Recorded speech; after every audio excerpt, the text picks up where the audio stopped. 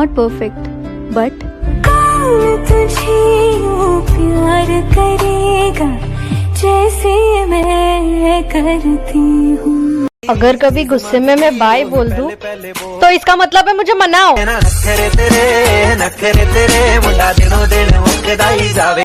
एक ही पटाओ लेकिन मस्त पटाओ, बिल्कुल मेरे जैसी।